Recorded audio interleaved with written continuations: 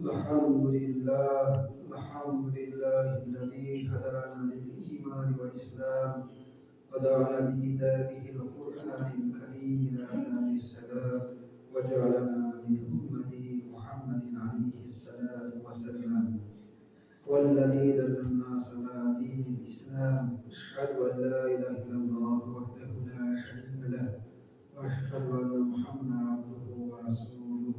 أعوذ بالله من الشيطان الرجيم. بسم الله الرحمن الرحيم.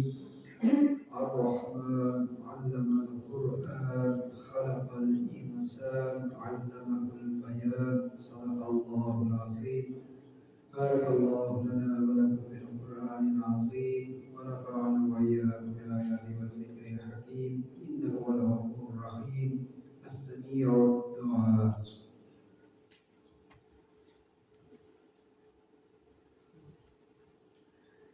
الحمد لله نحمده ونستعينه ونستغفره ونعوذ بالله من شرور أنفسنا ومن سيئات أعمالنا.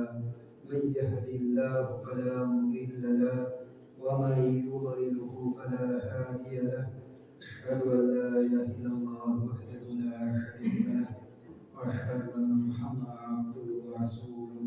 اللهم صل وسلم وبارك وسلم وارحمنا معهم واحشرنا معهم